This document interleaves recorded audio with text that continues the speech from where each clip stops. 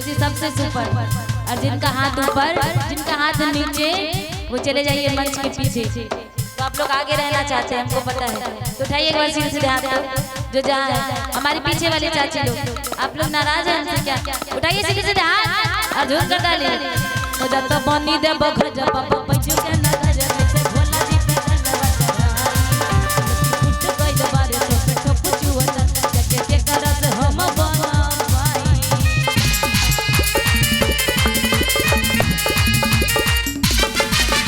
बनी दे बखर जब पापा पैजू के नजर से भोला जी पे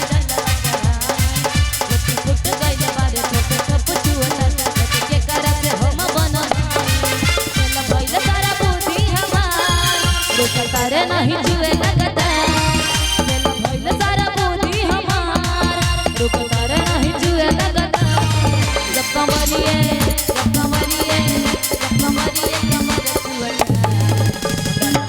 चहल छुअता, कमरिए कमर छुअता हमरा छोटा में से जहल छुअता।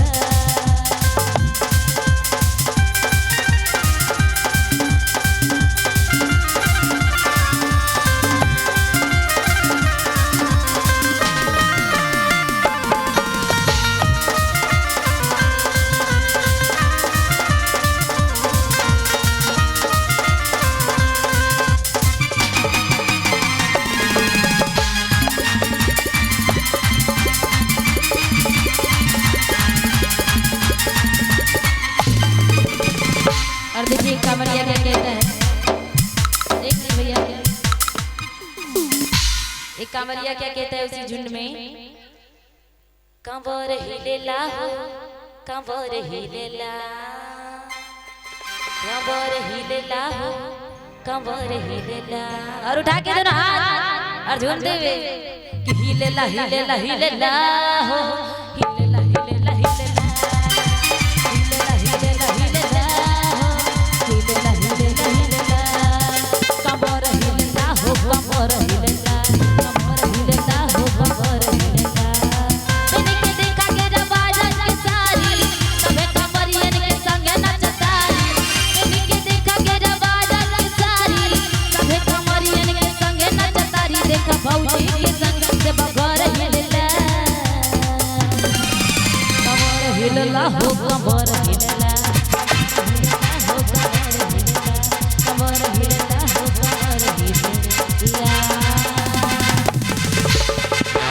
और देखिए टाइम बहुत ही कम है, हमारी दीदी भी गाएंगी तो इसलिए शॉर्ट में ही निकालते हैं इसको। और देखिए उसी झुंड में एक पति पत्नी भी जाते हैं और पत्नी कहती है पतिनाथ से कि जाए जाए कइले बारू रानी दे बखरा